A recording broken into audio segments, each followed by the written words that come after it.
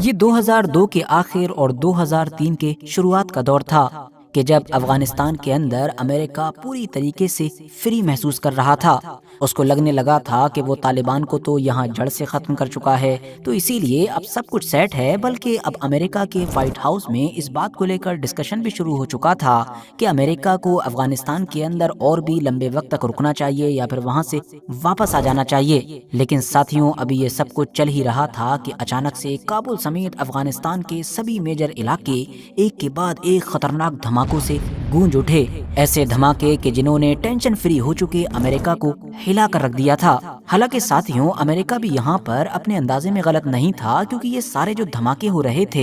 یہ طالبان نہیں کر رہا تھا، بلکہ طالبان تو واقعی کافی کمزور پڑا ہوا تھا۔ یہ سارے دھماکے، یہ سارے خطرناک حملے کوئی دوسرا گروپ کر رہا تھا، اور یہ وہی دوسرا گروپ تھا کہ جس کو دنیا آج حقانی نیٹ ورک کے نام سے جانتی ہے۔ وہی حقانی نیٹ ورک کہ جو طالبان جتنا پاپولر تو نہیں تھا، لیکن جنگی معاملات میں طالبان سے نہ صرف زیادہ طاقتور تھا بلکہ خطرناک بھی تھا۔ حقانی نیٹ ورک کے اتہاس پر نظر ڈالی جائے تو اس کا شروعاتی چھور بھی افغان سوویت وار میں جا کر ملتا ہے۔ دراصل جس دور میں افغانستان کے اندر مجاہد امریکہ اور پاکستان کی مدد سے سوویت یونین کو ہرانے میں اور اس کو باہر کھدیڑنے میں لگے ہوئے تھے، اسی دور میں افغانستان کے اندر ان تمام مجاہدوں میں سے ایک مجاہد کا نام جلال الدین حقانی بھی ہوا کرتا تھا، جس کا تعلق افغانستان کے پکتیا کے علاقے سے تھا۔ شروعاتی دور میں ہی یہ جلال الدین حقانی امریکی خفیہ ایجنسی CIA کی نظروں میں آ گیا تھا، بلکہ خود CIA کے ایک آفیسر نے ایک بار بتایا تھا کہ اس نے کئی بار جلال الدین حقانی کو پیسوں سے بھرا ہوا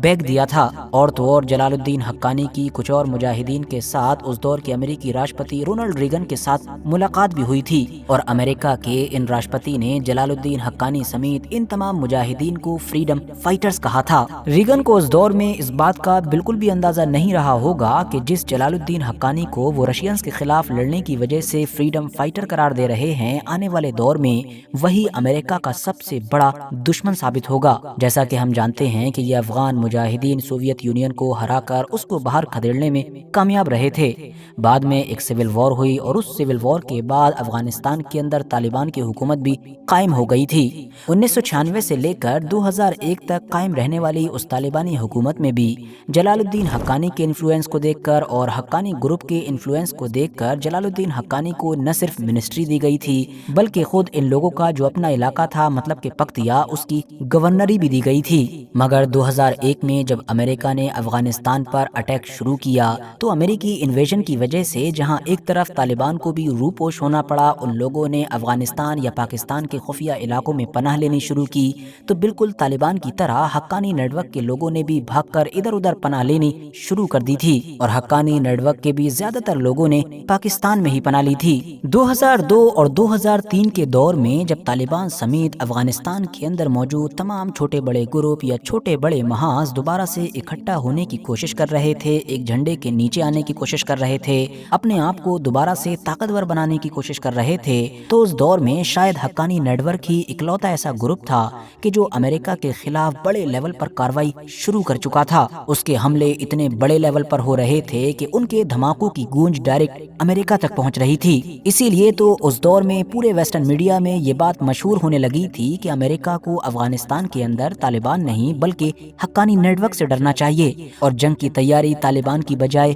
حقانی نیٹ ورک کے خلاف کرنی چاہیے۔ یہی وجہ ہے کہ آپ دیکھیں گے کہ 2003 میں جب طالبانی لیڈر ملا عبد الغنی برادر نے ایک ایسی باڈی، ایک ایسی آرگنائزیشن بنائی کہ جس کو دنیا میں رہبری شورا یا کوئٹہ شورا کے نام سے جانا جاتا ہے، اور جس کا مقصد یہی تھا کہ پورے افغانستان کے اندر جتنے بھی چھوٹے بڑے گروپ ہیں، چھوٹے بڑے محاذ ہیں کہ جو امریکہ کے خلاف جنگ لڑ رہے ہیں، ان تمام کو ایک ہی جھنڈے کے نیچے لایا جا سکے، اسی آرگنائزیشن کے انڈر میں اکٹھا کیا جا سکے، تاکہ پھر ایک ساتھ ہی امریکہ کے خلاف جنگ لانچ کی جا سکے۔ تو اس پورے پروسیس میں ملا عبد الغنی برادر کو افغانستان کے جس گروپ کو اپنے جھنڈے کے نیچے لانے میں سب سے زیادہ دقتوں کا سامنا کرنا پڑا تھا، وہ کوئی اور نہیں بلکہ یہی حقانی نیٹ ورک تھا۔ اس کی وجہ یہی تھی کہ اس دور میں یہ افغانستان کا سب سے طاقتور اور سب سے اثردار گروپ مانا جاتا تھا۔ اس دور میں حقانی گروپ کے پاس افغانستان میں پائے جانے والے تمام گروپس کے مقابلے میں نہ صرف جنگجو ہی زیادہ تھے، بلکہ جو ریسورسز ہوتے ہیں ان کو جنریٹ کرنے کی جو صلاحیت تھی وہ بھی باقی کے مقابلے میں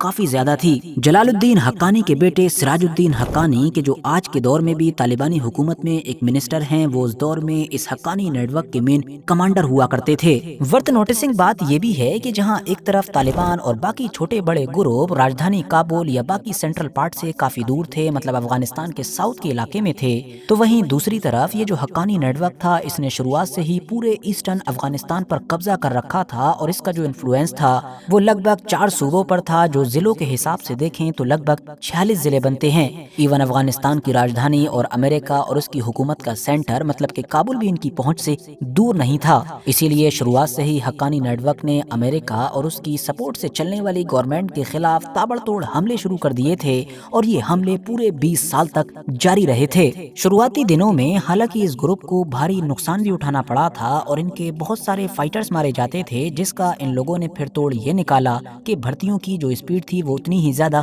تیز کر دی تاکہ ان کے گروپ میں فائٹرز کی کمی نہ ہو اور یہ جو معاملہ ہے وہ پوری طریقے سے بیلنس میں رہے۔ یہاں پر یہ بات بھی اپنے مائنڈ میں ضرور رکھیں کہ امریکہ سمیت دنیا کے کئی ایسے دیش ہیں یا کئی ایسی انٹرنیشنل باڈیز ہیں کہ جو اس حقانی نیٹ ورک کو ایک آتنکوادی گروپ کے طور پر ریکگنائز کرتی ہیں، اور ایسا کیوں ہے یہ آگے کی چیزیں جان کر آپ لوگوں کو سمجھ آ جائے گا۔ دراصل حقانی نیٹ ورک کا اس دور میں جو سب سے خطرناک ہتھیار تھا وہ کچھ اور نہیں بلکہ خود کچھ حملہ آور ہوتے تھے۔ مطلب ان کا کوئی بندہ اس خاص علاقے میں جاتا تھا یا اس جگہ پر جاتا تھا کہ جس کو ان لوگوں کو ٹارگیٹ کرنا ہوتا تھا، اور وہاں پہنچ کر اپنے اوپر پہلے سے ہی لگے ہوئے بوم کے ساتھ پھٹ جاتا تھا۔ امریکی فوج یا پھر اس کی کٹ پتلی افغانی گورنمنٹ کی جو فوج تھی اس کو تو بھول ہی جائیے، بلکہ خود افغانی گورنمنٹ کے لیڈر مطلب کہ حامد کرزئی بھی کئی بار حقانی نیٹ ورک کے حملوں میں مرتے مرتے بچے۔ امریکہ اور نیٹو کی فورسز کے علاوہ الگ الگ دیشوں کی embassies, Afghan officials, hotels, government buildings, کوئی بھی چیز حقانی نیٹ ورک کے حملوں سے محفوظ نہیں تھی۔ جولائی 2008 میں تو ان لوگوں نے کابل کے اندر موجود انڈین ایمبیسی کو بھی ٹارگیٹ کیا تھا، اور ایک کار کے ذریعے سے جب یہاں پر بلاسٹ کیا گیا تھا تو 58 کے قریب لوگوں کی جان گئی تھی، جبکہ 100 سے لے کر 150 کے بیچ لوگ گھائل ہوئے تھے۔ 2011 میں دوبارہ سے اس گروپ نے پھر کابل کے اندر ہی موجود US ایمبیسی کو بھی ٹارگیٹ کیا تھا، حالانکہ یہ حملہ اتنا زیادہ خطرناک اور گھاتک ثابت نہیں ہوا تھا کہ جتنا 2008 میں انڈین ایمبیسی پر ہوا تھا۔ کل ملا کر جس دور میں امریکہ افغانستان میں رہا وہ دور حقانی نیٹ ورک کے اس طرح کے حملوں سے بھرا پڑا ہے۔ اب اگر حقانی نیٹ ورک سے تھوڑا سا الگ ہٹ کر امریکہ اور طالبان کی جو جنگ چل رہی تھی اس کے اوپر آئیں تو 2003 اور 4 کے دور تک طالبان افغانستان کے تمام چھوٹے بڑے گروپس کو اپنے انڈر میں لانے میں کامیاب ہو گیا تھا۔ مطلب سارے کے سارے گروپ کے جس میں حقانی نیٹ ورک بھی شامل تھا اس ایک جھنڈے کے نیچے یا اس ایک باڈی کے انڈر میں آنے کے لیے راضی ہو چکے تھے کہ جس کو کوئٹہ شورا کے نام سے جانا جاتا تھا۔ تو اب طالبان چھپ چھپ کر چھوٹی چھوٹی کاروائیاں کرنے کی بجائے امریکہ سے ڈائریکٹ جنگ کرنے کی تیاری شروع کر چکا تھا،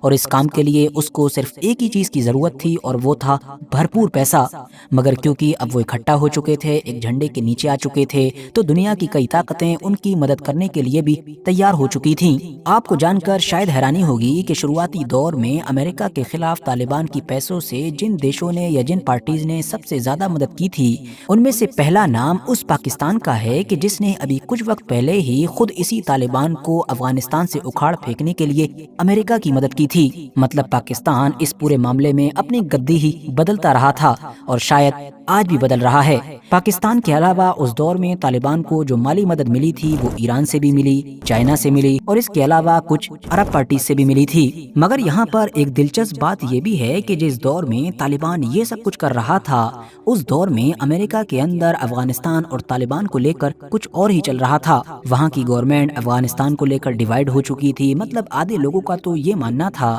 کہ اب وہاں پر ہم طالبان کو اکھاڑ چکے ہیں، اپنی حکومت بیٹھا چکے ہیں، تو اسی لیے بہتر ہے کہ ہم لوگ وہاں سے واپس آ جائیں، کیونکہ آلریڈی ہمارا بہت سارا خرچہ ہو چکا ہے، اور اگر ہم وہاں پر رہیں گے تو یہ خرچہ ہر گزرتے دن کے ساتھ بڑھتا ہی جائے گا۔ جبکہ دوسرا گروپ وہ تھا کہ جس کا ماننا تھا کہ ابھی امریکہ کو وہیں پر رہنا چاہیے، اور جو ہماری بنائی ہوئی حکومت ہے، مطلب کہ حامد کرزئی کی حکومت، اس کی بھر بھر کر پیسے سے مدد کرنی چاہیے تاکہ وہ اور بھی زیادہ سے زیادہ طاقتور ہو سکے، کیونکہ اگر ہم بالکل ایسی ہی کنڈیشن میں وہاں سے باہر آ جائیں گے تو دوبارہ سے طالبان اور اس جیسے گروپ کھڑے ہو جائیں گے۔ لیکن ساتھیوں، افغانستان کو لے کر امریکہ کی اس دور کی حکومت نے ان دونوں ہی آپشنز میں سے کسی کو نہیں چنا، بلکہ ایک تیسرا آپشن چنا، اور یہی اس دور میں امریکہ کی سب سے بڑی غلطی ثابت ہوئی۔ تو وہ امریکہ کی طرف سے چوز کیا گیا تیسرا آپشن کیا تھا؟ آخر اس دور کے طالبان کے سب سے مشہور لیڈر مطلب کہ ملا عبد الغنی برادر کو پاکستان نے کیوں اریسٹ کیا تھا؟ طالبان کا امریکہ کے خلاف جو پہلا اوفینس تھا، مطلب طالبان اور امریکہ کی ڈائریکٹ آمنے سامنے کی جو سب سے پہلی جنگ تھی،